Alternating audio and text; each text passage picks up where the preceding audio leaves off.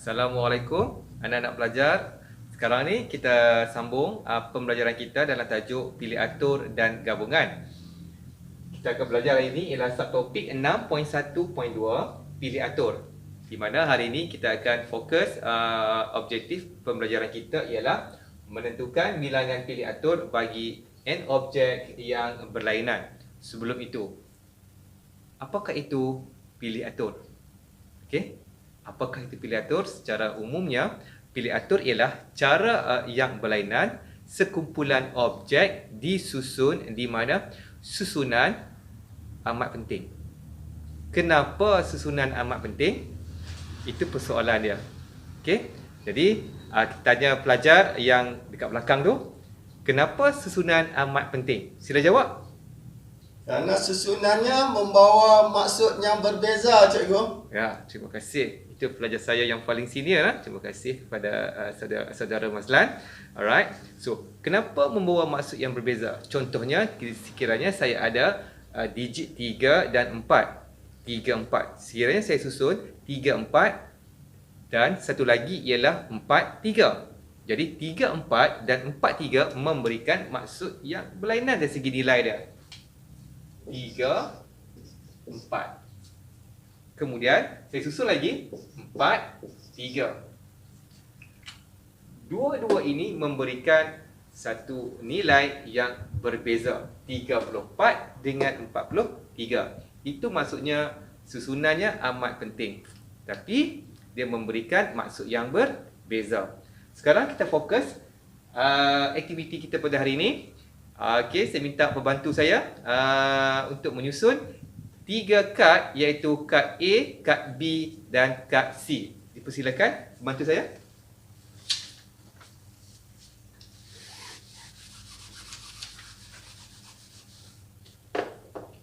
Para pelajar, kita ada kad A, kad B dan kad C. Sekarang, bagaimanakah untuk kita menyusun kad A, kad B dan juga kad C? Susunan yang pertama ialah A, B, C. A, B, C. Atau kita boleh ia menjadi A, C, B. Atau kita juga boleh menyusun B, C, A. Atau B, A, C. Atau C, A, B. Okey, yang terakhir C, B, A. Sekarang kita ada berapa susunan? 1, 2, 3, 4, 5, 6. So kita ada 6 cara untuk kita susun bagi kad A, B dan C. Terima kasih kepada pembantu saya. Daripada kaedah 1, kita mendapat 6 cara untuk kita susun kad A, B dan C. Kita teruskan kaedah yang kedua, iaitu kita menggunakan kaedah petua pendaraban. Kita ada 3 kad. 3 kad di mana kad kita ialah kad A, kad B, kad C. Ini ialah yang pertama. Kita ada kad A, kad B dan kad C. Untuk kita isikan dalam tempat yang pertama, A, B dan C, kita ada berapa pilihan? Ada 3 pilihan. Boleh isi kad A atau kad B ataupun kad C. 3 pilihan.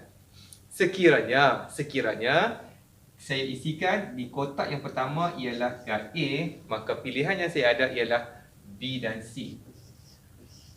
Bermaksud, di tempat yang kedua, saya hanya mempunyai 2 pilihan.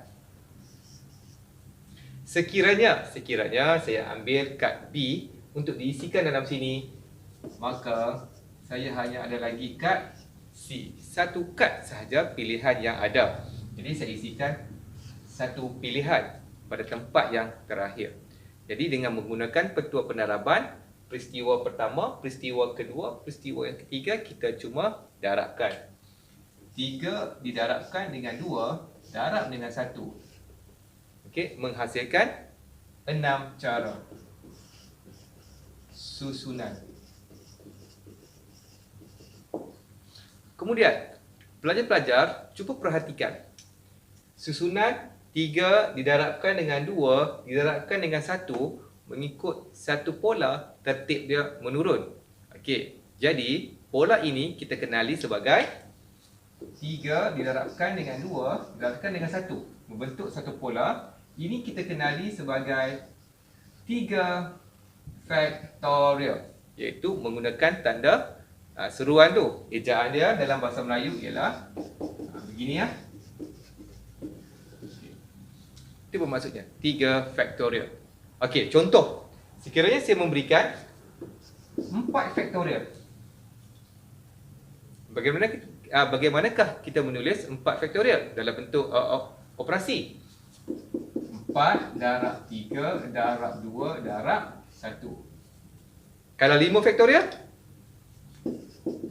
Bermaksud 5 darab 4 darab 3 darab 2 darab 1. Jadi, dalam menyusun pilih atur bagi n objek yang berlainan, kita ada kaedah yang pertama iaitu kaedah listing method, kita susun.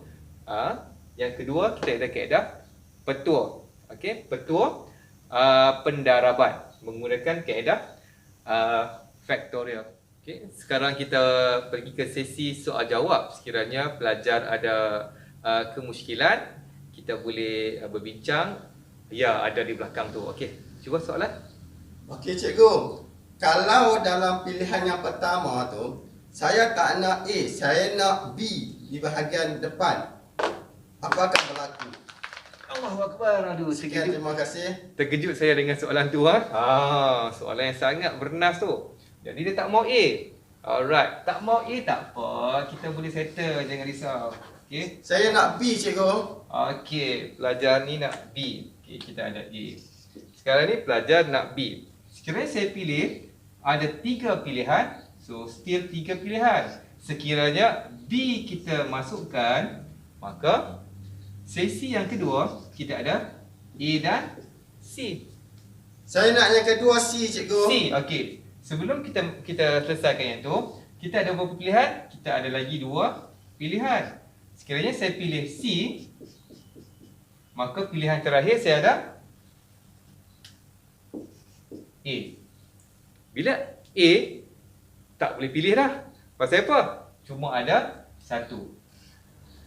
Bermaksud, kita pilih apa saja pun, pilih A ke, pilih B ke, pilih C ke, dia memberikan nilai yang sama bagi kedudukan tempat. Okey, untuk siri kali ini, kita menekankan faktorial adalah sangat penting untuk kita fahami untuk menyelesaikan pilih atur dan gabungan bagi menentukan bilangan bagi n objek yang berlainan. Kita berjumpa untuk soalan yang seterusnya. Okey. Contoh yang kedua, saya menggunakan 12T4.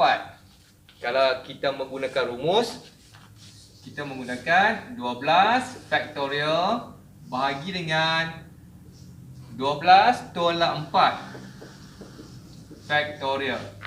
Kemudian kita elaboratekan lagi 12 faktorial per dengan 12 tolak 4 ialah 8 faktorial.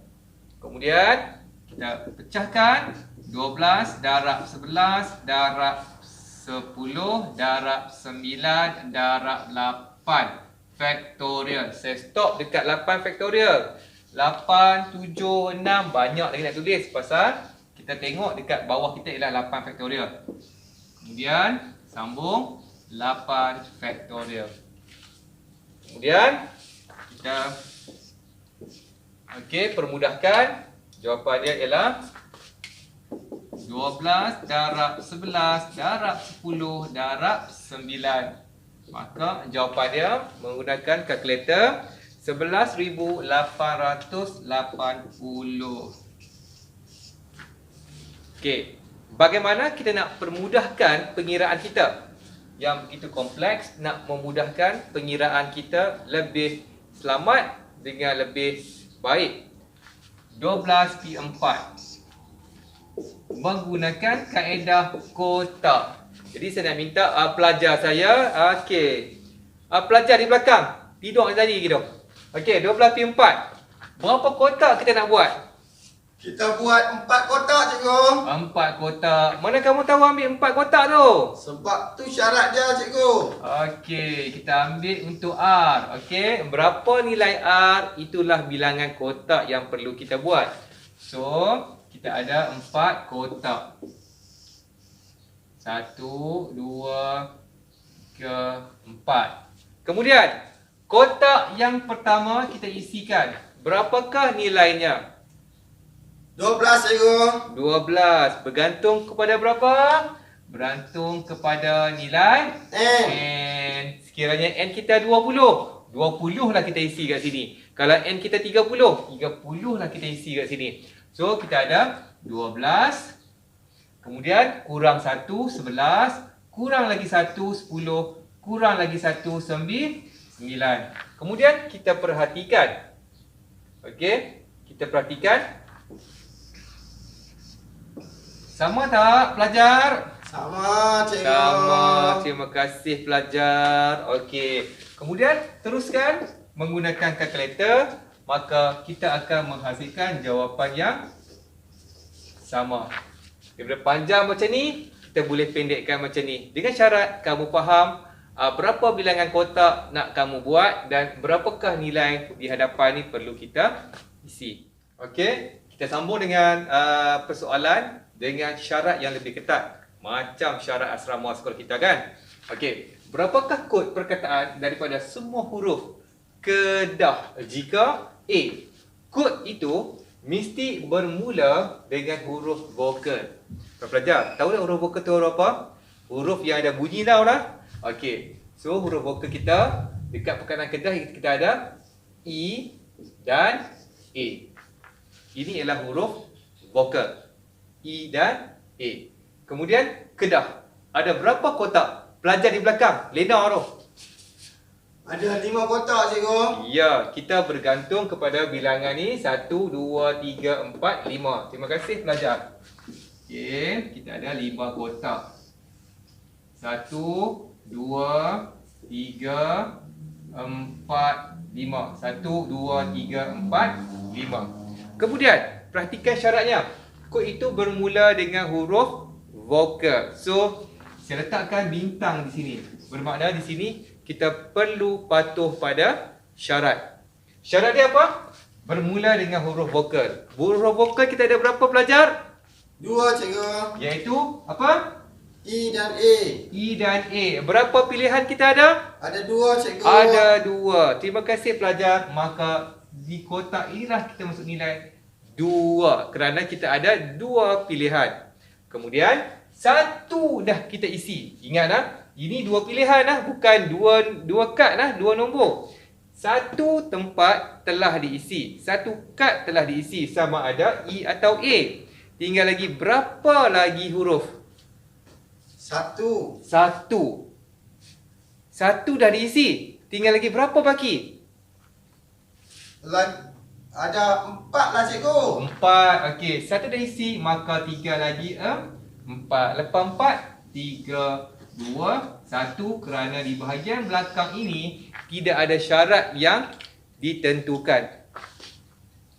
Okey, kerana di bahagian ini tiada syarat. Maka untuk mencari jawapan, terus kita kira 2 darab 4 darab 3 darab 2 darab 1. Okey, di mana di sini kita juga boleh menggunakan kaedah untuk memahami lagi persoalan ini. Yang ni kita ada vokal sebanyak 2. So 2. Nak pilih sebanyak 1 tempat iaitu 2P1. Kemudian di sini kita ada 1, 2, 3, 4. Kita ada 4 kotak. Nak dipilih sebanyak 4. Faham pelajar? Kita ada 4 kad, nak diisi 4 kotak. So, kita darab benda ni dan kita darab benda ni dengan benda ni, dia menghasilkan nilai yang sama. Cuba tekan pelajar dekat belakang tu. Berapa nilai dah? 2P1 darab dengan 4P4.